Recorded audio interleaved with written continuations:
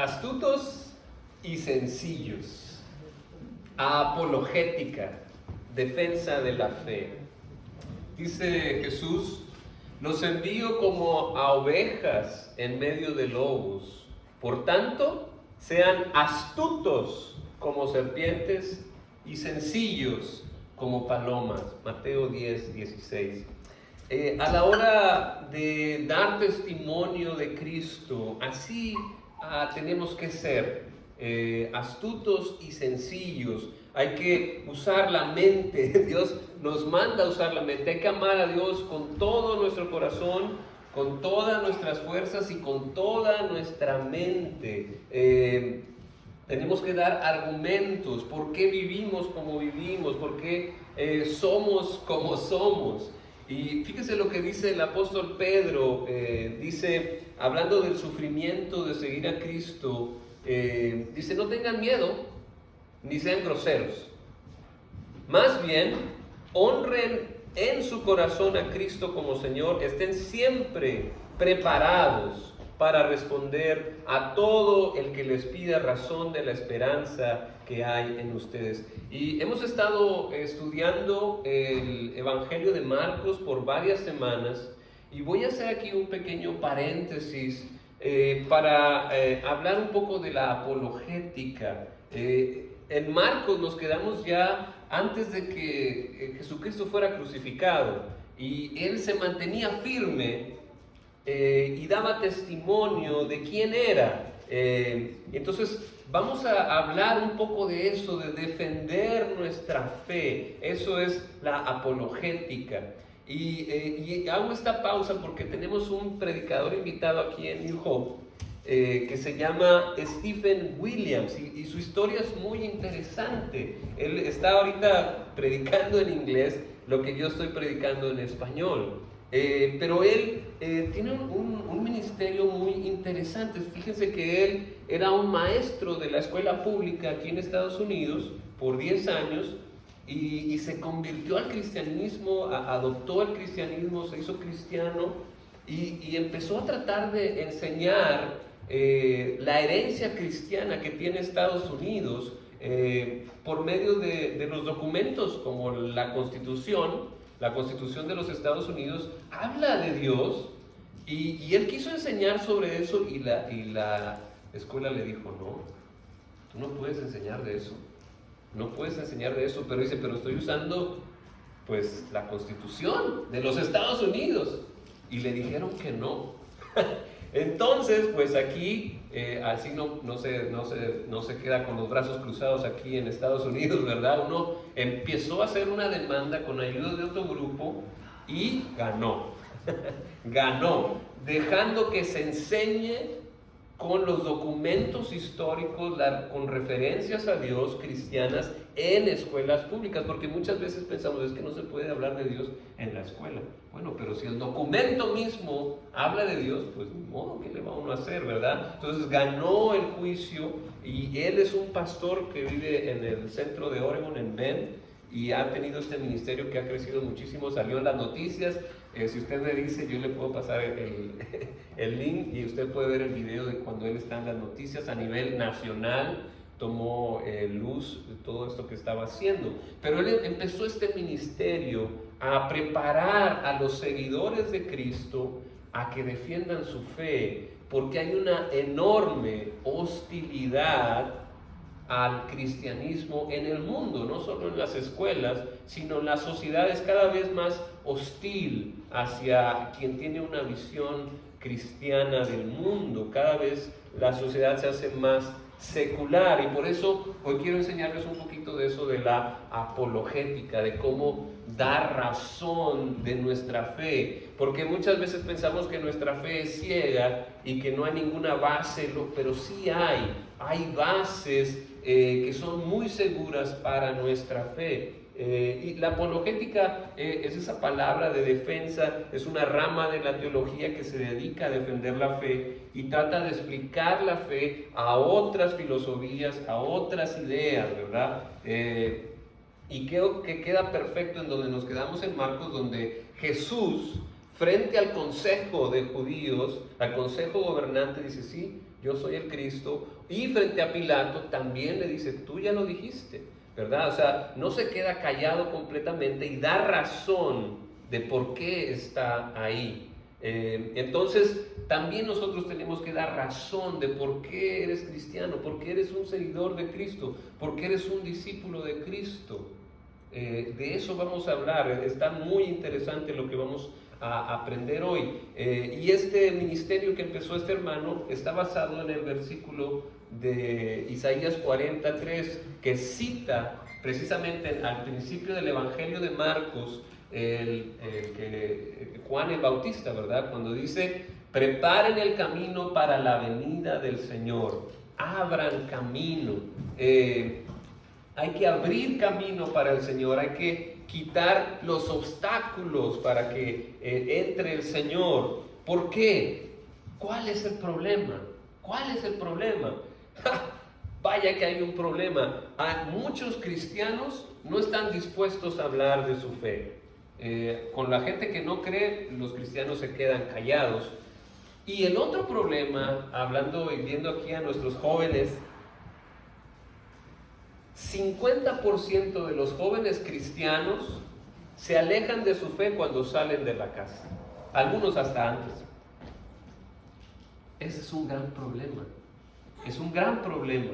Hay una crisis y tenemos que tener en cuenta que hay una crisis de la visión bíblica del mundo. Hay una batalla de cosmovisiones en el mundo. ¿Y qué es eso? ¿Qué es eso de una cosmovisión? Suena muy acá, muy universal, muy galáctico. Palabras domingueras. Bueno, una cosmovisión es como los lentes. Una cosmovisión es cómo ves tú al mundo. Esta serie de ideas, de cosas que tú crees que son verdad, todo lo ves a través de estas suposiciones que están en tus lentes, ¿verdad? Entonces te los pones y para nosotros como cristianos tenemos una cosmovisión bíblica. Todo lo vemos a través de lo que dice Dios, a través de lo que dice Dios en la Biblia. Ese es el lente que nosotros nos ponemos como cristianos. Estos lentes me dicen cómo ver a Dios, cómo ver al ser humano, cómo ver mi situación, cómo ver cómo vivo. La cosmovisión bíblica es la que me ayuda a ver la vida como debe de ser, porque Dios es el autor de la vida. Pero hay muchas cosmovisiones, hay muchas, y ahorita hay una gran lucha, y muchos se dejan llevar por otras cosmovisiones humanistas, ¿verdad? No hay un Dios, todo depende de nosotros. O ahorita, por ejemplo, hay mucho la cosmovisión postmodernista. Lo que tú creas para ti está bien. Déjame a mí creer lo que yo quiera. No hay verdades absolutas. O la nueva era, o los que buscan solo el placer, o los que dicen realmente no se puede conocer algo, los agnósticos, los deístas, los que dicen sí hay un Dios, quién sabe quién es, pero hay un Dios. Hay un ser superior. Esa es otra manera de ver al mundo. Hay un ser superior, pero allá está, quién sabe dónde, pero ahí está, ¿verdad? Hay monoteístas que piensan que hay un solo Dios. Hay politeístas que piensan que hay muchos dioses, como los budistas. Hay hasta diabólicos. Hay espiritistas. Hay muchas maneras de ver la vida. Y es una pelea de cosmovisión, es una confusión. ¿Cuál es la buena? ¿Cuál es la verdadera verdad? ¿Cuál es la que debemos de usar? ¿Qué lentes son los que nos debemos de poner? ¿Cuáles son los que nos dicen las cosas como son? Por eso tenemos que entender nosotros como creyentes que nuestra lucha no es contra carne y sangre, ¿no? Nos aprendimos ese versículo, no es contra carne y sangre, sino es contra estas ideas, contra estas cosmovisiones, contra el enemigo que se apodera del mundo, ¿verdad? Contra estas ideas que no van con lo que Dios quiere o con lo que Dios es. Dice Pablo, pues aunque vivimos en el mundo, no libramos batallas como lo hace el mundo. Las armas con las que luchamos no son del mundo, sino que tienen el poder divino para derribar fortalezas, destruimos argumentos y toda altivez que se levanta en contra del conocimiento de Dios y llevamos cautivo todo pensamiento para que se someta a Cristo. Nuestras armas que usamos no son de este mundo.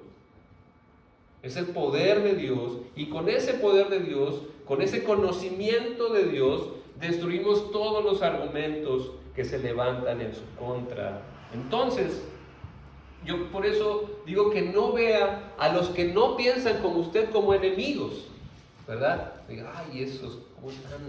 Son malísimos, hay que acabar con ellos. No, o sea, los que no tienen una cosmovisión bíblica no son sus enemigos, son víctimas de los poderes, de estas cosmovisiones que los llevan cautivos, los han cautivado. Estas maneras de ver al mundo, son presos, están engañados, están vendados sus ojos a la verdad, necesitan liberación, por eso hay que desengañarlos. Por eso yo quiero que aprendamos apologética y aprendamos a defender nuestra fe, no a pelear, no a argumentar, no a dar bibliazos, sino a dar buenos argumentos de por qué tú eres cristiano, qué es lo que te hace a ti ser cristiano. ¿Cómo razonas eso? Hay que enseñar la verdad. De eso se trata, no de andar peleando. Recuerden, astutos, hay que ser astutos, hay que estar bien, pero también hay que ser sencillos, hay que ser gentiles, hay que ser respetuosos. Dice Pedro, más bien honren en su corazón a Cristo como Señor. Estén siempre preparados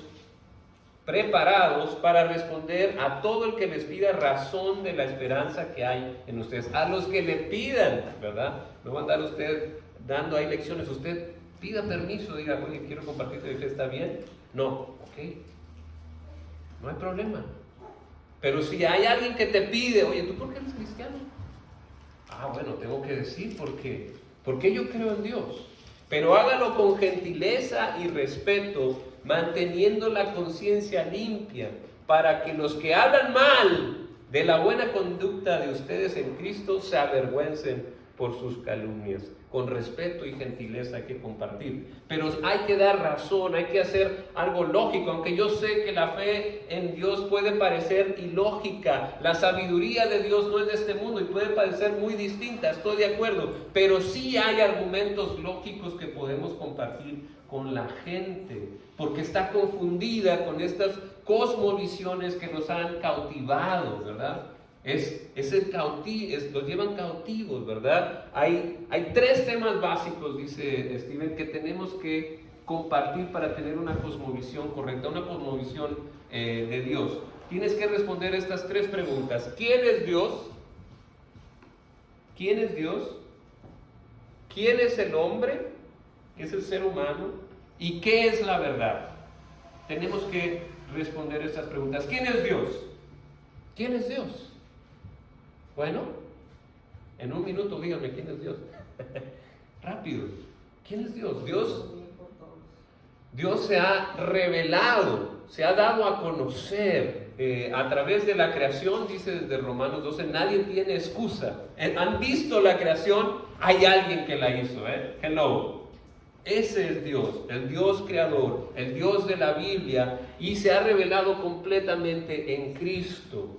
Pero son dos características que usted tiene que tener presente a la hora de compartir quién es Dios. Que Dios es trascendente. ¿Qué es eso de trascendente? Que trasciende el espacio, el tiempo y la materia. Dios está por encima de esas cosas. Está por encima. Dios es eterno. Dios, por eso cantamos que Dios es santo. Santo es que está separado, que es otro tipo, es Dios. Está fuera del tiempo y del espacio. Él puede salir y entrar. No hay otro como Él. Por eso tenemos temor de Dios. Es sano tener temor de Dios. Es un Dios poderoso. Es un Dios soberano. Pero, esa es una, es trascendente, es poderoso, es santo, pero también es personal. Es amoroso, es relacional. De hecho, la Biblia dice que Dios es amor. Dios dice que no tenemos un espíritu de temor, ¿verdad? sino uno de adopción que nos hace decir Abba Padre, que nos dice papá. Es algo íntimo, así es nuestro Dios. Es algo especial, algo personal. Esas dos características no debemos de olvidarlas, porque hay otras cosmovisiones. Y en las otras cosmovisiones, Dios no es una de las principales cosas que tenemos como cristianos es que creemos que Dios es trino, ¿verdad? Dios vive en una Trinidad. Se ha revelado como Padre, Hijo y Espíritu Santo. Pero no todos tienen esa cosmovisión. Los judíos no tienen esa cosmovisión. El Islam, los testigos de Jehová, los mormones, no creen en un Dios trino. Pero la Biblia enseña que Dios vive en tres personas: Padre, Hijo y Espíritu Santo, porque nos manda a bautizar en el nombre de el Padre, del Hijo y del Espíritu Santo. Y hay varios versículos que nos hablan de la Trinidad, pero no todos creen en esa Trinidad. Por eso tenemos que estar bien de quién es el Dios en el que creemos. Bueno, eso es con respecto a estas religiones, pero ¿qué pasa con los que no creen en Dios para nada? Los ateos, los agnósticos. ¿Qué les podemos decir a ellos? Bueno, hay tres argumentos que usted puede compartir con un ateo que dice, no, yo no creo en Dios, o yo no creo en nada. Bueno, entonces puede usar tres tipos de argumentos. Un argumento se le llama el argumento cosmológico. ¿Qué es esto del argumento cosmológico? Otra vez, hablando del universo. Bueno, dígame usted cómo es el universo. El universo tiene un principio y es finito. Todos están de acuerdo con esto, todos los científicos están de acuerdo con esto, ¿verdad? Entonces, si tuvo un principio, ¿de dónde vino? ¿A dónde vino? Y ahí está nadie cree que de la nada se forme un universo, ¿o sí? Alguien tuvo que empezarlo. ¿Quién es ese alguien? Dice Tomás de Aquino, el movedor que no se mueve, el que empezó. No hay otra explicación que Dios mismo, que es santo, que puede salir del tiempo y el espacio y la materia, puede empezar el universo. Eso es lo que nosotros creemos, que Dios es el creador, que de la nada, de todo este caos, Él puso orden e hizo el universo.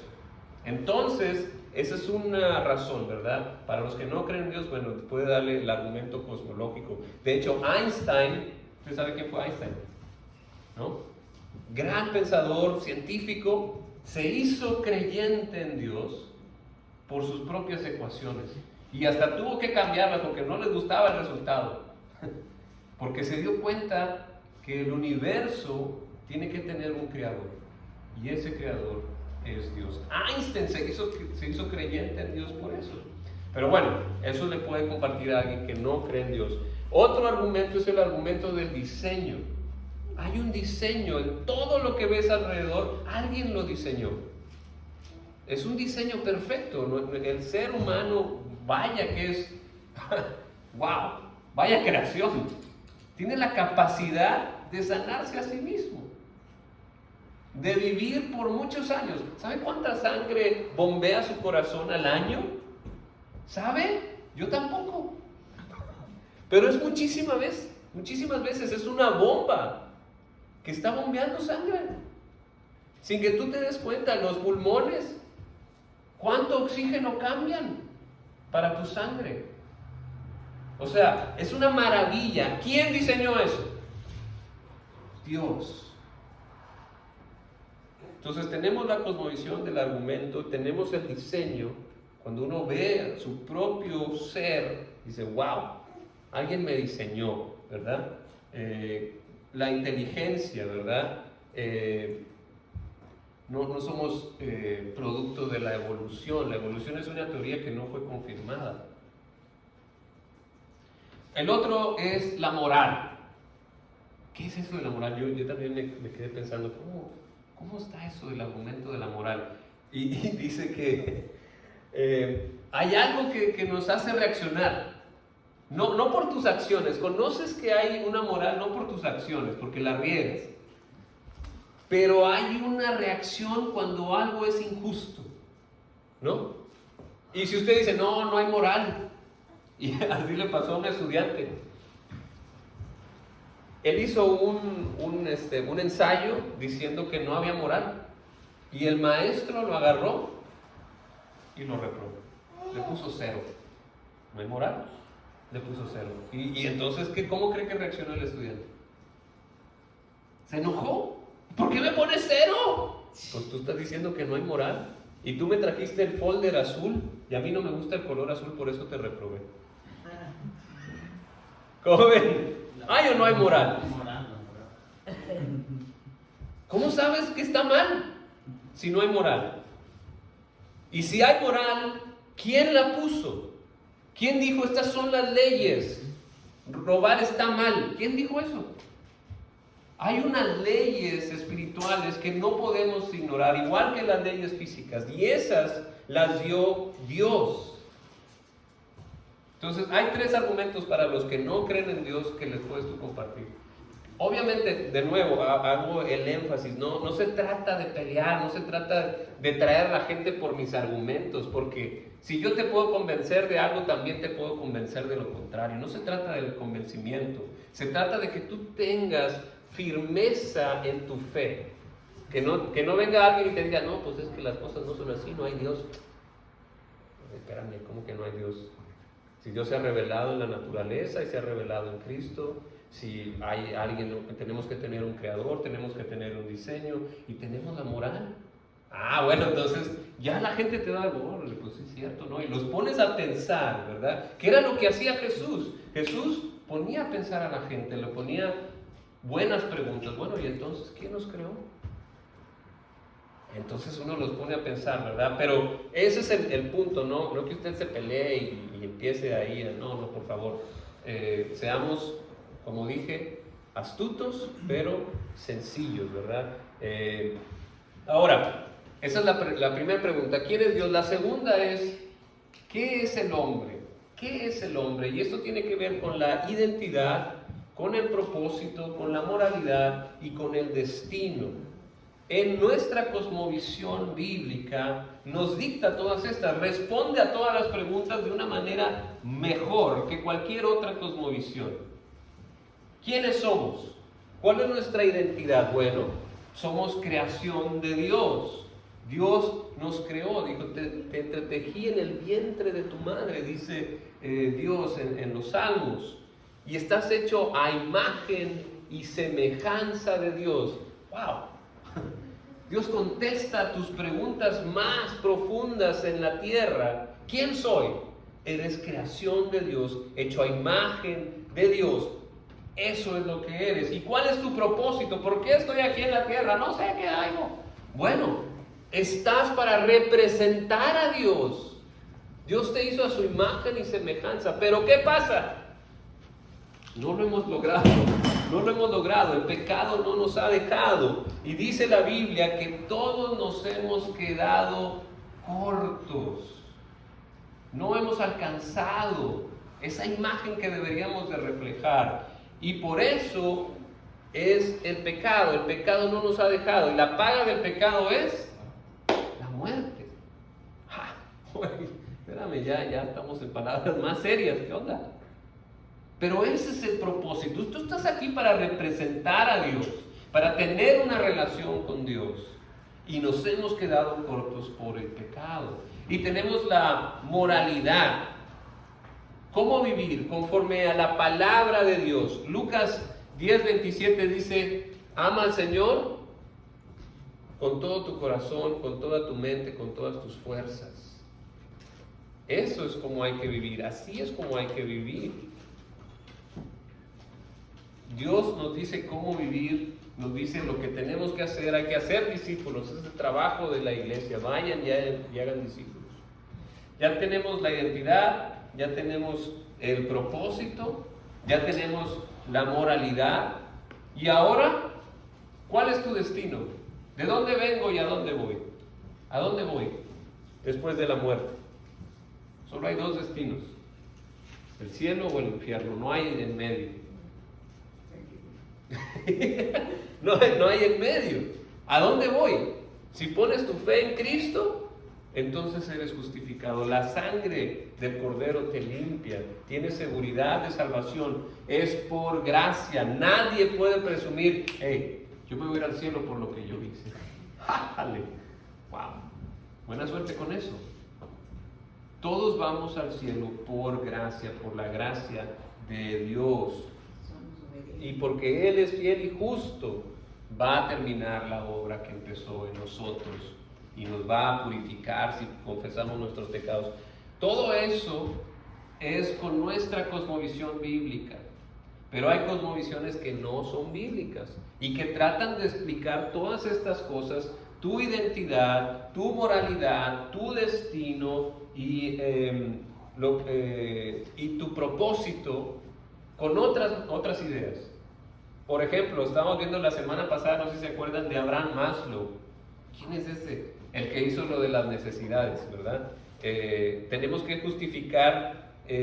tenemos que satisfacer las necesidades, empezando de las más básicas, las fisiológicas, y luego de ahí subir a las de seguridad, a las de autoestima, para llegar a la autorrealización. Esa es una manera cosmológica de ver al mundo, de una manera humanista, diciendo que el ser humano siempre ha tenido buenas intenciones, ¿verdad? Pero nosotros sabemos que no se puede porque el pecado se atraviesa y la vida pierde su sentido. Aún si llegaras a satisfacer esas necesidades, hay muchos ejemplos de muchas personas que llegan a ser millonarios y se suicidan, que tienen una gran familia y se sienten insatisfechos. El único que te puede dar la verdadera satisfacción es Dios, es Cristo. Esa paz solo la puede dar Dios. Ese hueco que tenemos en el alma tiene forma de Dios, ¿verdad? Entonces, esas cosmovisiones no satisfacen, no son correctas. Y por ejemplo, esta es, hablando de las diferentes, por ejemplo, el propósito. ¿Cuál es tu propósito en la vida? Si no es la cosmovisión bíblica, ¿cuál es tu propósito? Y la gente, pues no sé. Pues tú ten el sueño más grande que te imagines y síguelo y que nada te detenga. Sigue tu corazón. Como si tu corazón fuera puro. Pero esa es la cosmovisión que tiene el mundo. Lo que tú sueñes, eso, ve por eso.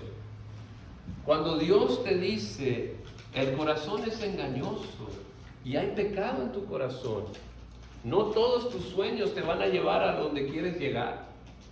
Por eso, más bien, hay un manual y ese manual es la Biblia. El Creador, el que te hizo, sabe qué es lo mejor para ti. Es como un manual del carro, ¿verdad? En el manual del carro, ahí te dice qué tipo de aceite necesita tu carro, qué tipo de gasolina, ¿no? O si necesita diésel. Pero está en el manual te va a decir, no le pongas gasolina a porque es de diésel. Y ahí vas y le pones gasolina. No quiero hablar de nadie, pero alguien lo hizo así una vez. ¿Y qué tuvo que pasar? Pues tuvieron que drenar todo eso y salió una lana. Pero porque no se leyó el manual. ¿Cuál es nuestro manual como ser humanos? Es la Biblia. Ahí te dice lo que tienes que hacer y lo que no tienes que hacer, porque te vas a meter en problemas. Sencillo, pero no lo queremos leer. No, yo sé más. Tú dale. La Biblia dice, deleítate en el Señor y Él te dará las peticiones de tu corazón. Acabamos de cantarlo. Todo el que me sigue tendrá la luz que le da la vida. La Biblia es clara, es sencilla, pero hay que leer el manual que Dios nos ha dado y saber cómo está la cosa, porque dentro de nosotros hay una lucha, ¿verdad? Dice Gálatas. Así que les digo, vivan por el Espíritu y no sigan los deseos de su naturaleza pecaminosa. O sea, en otras traducciones dice la carne, ¿verdad? Porque la naturaleza pecaminosa pide lo contrario, desea lo contrario a lo del Espíritu. Las dos se oponen entre sí de modo que ustedes no pueden hacer lo que quieren. Pero Si los guía el Espíritu, no están bajo la ley. O sea, la Biblia te explica las cosas, te responde las preguntas más profundas de tu vida. ¿En dónde debo de poner mi pasión? ¿En dónde debo de poner mis fuerzas? ¿En dónde debo de poner mi amor? ¿Para qué son mis manos? Mis manos son para la paz, para el amor, para el perdón, para la gracia, para el reino de Dios. Y todas las demás cosas van a ser añadidas. Por eso tenemos que tener clara nuestra cosmovisión, porque si no, van a venir otras cosmovisiones, especialmente con nuestros jóvenes, y los van a seducir. Oye, no, lo que importa es lo que sientes. Si tú te sientes mujer, sé mujer. Si tú te sientes perro, sé perro. Lo importante es lo que tú sientes. Esa es una cosmovisión que está ahorita muy fuerte. Nuestra cosmovisión es no, deleítate en el Señor, sigue a Cristo y todo lo que deseas se te va a añadir. Pero si no les enseñamos a nuestros hijos, a nuestros jóvenes, a nuestra gente, a nuestros vecinos, a quien sea que esté dispuesto a escuchar la verdad, se van a ir con otras cosmovisiones, los van a llevar cautivos. El placer es primero. Si a ti te gusta, dale. Esa es una cosmovisión. ¿Cuál es mi propósito? ¿Cuál es mi moral? No hay moral, no hay absolutos. ¿Ve? Ese es el gran peligro de hoy.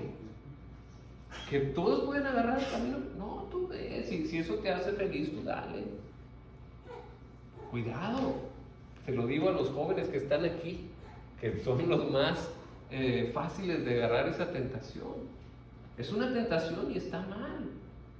Uy, aquí ya no me gusta porque me dicen las cosas están mal. Pues te tengo que decir las cosas como son. Si te tiras de un precipicio te vas a romper la cabeza. Si ignoras la ley, vas a tener consecuencias. Y no me refiero a la ley de aquí, me refiero a la ley de Dios. Hay consecuencias dolorosísimas cuando no se sigue las guías de Dios. Te vas a hacer daño tú y vas a hacerle daño a otros. Peor tantito, es como una señal de alto. No, yo no necesito los signos. No, tú pásatelo. No importa. Yo tengo prisa, así que ya me voy. Chas, te pasas el rojo, te pasas el alto. ¿Qué va a pasar? Consecuencias. Por eso tenemos que saber la verdad.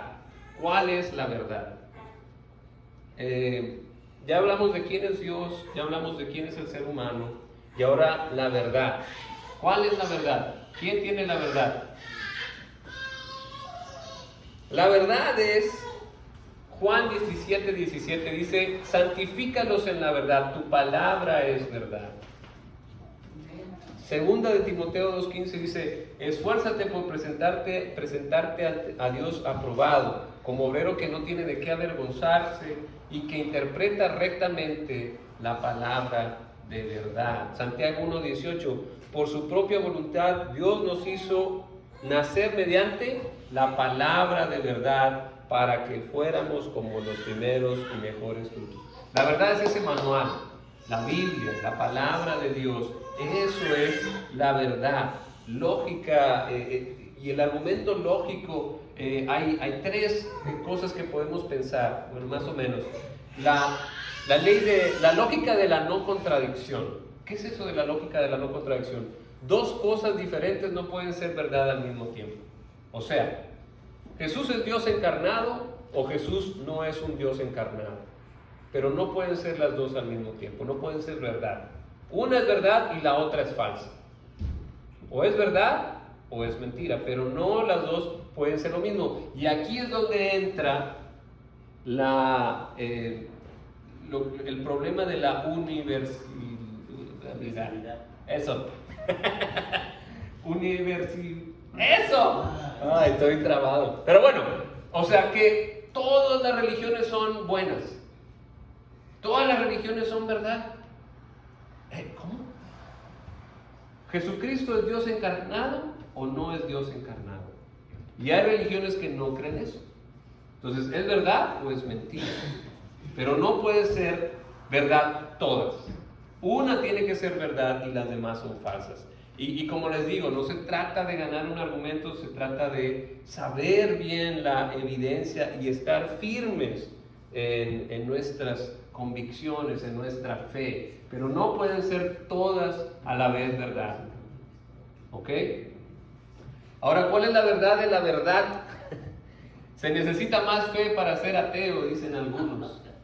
La verdad es descubierta, no inventada. La verdad es descubierta, no inventada. Y hay también que pensar en que hay reclamaciones o dichos que se caen por su propio peso, que se caen solo por cómo son dichos. Sobre todo en esta era posmoderna, para los niños, para los jóvenes, escuchen esto. No hay una verdad absoluta.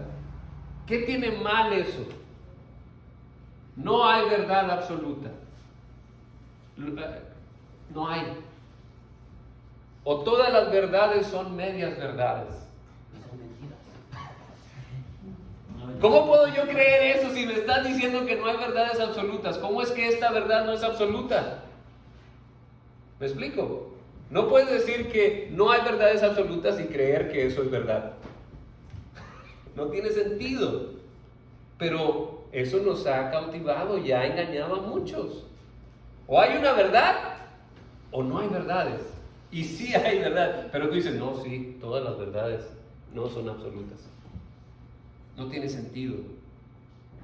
No sé si me estoy explicando.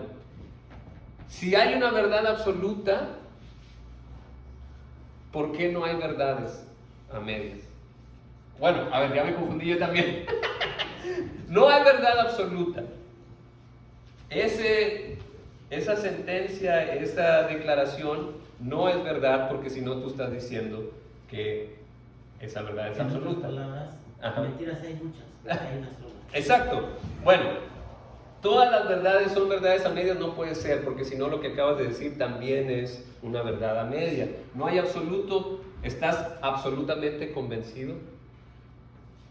Es para ti verdad, pero no para mí. Eso es ilógico. Y te estás poniendo en la posición de Dios. ¿Cómo sabes que no es verdad para mí? ¿Eres Dios? ¿Cómo puedes decir eso? Se puede probar con el tiempo. Como juez tenemos el tiempo. Mi punto es que, miren, ¿de qué color es mi suéter? ¿De qué color es mi camisa? Más fácil. Blanca. Pero yo digo, no, mi camisa es roja.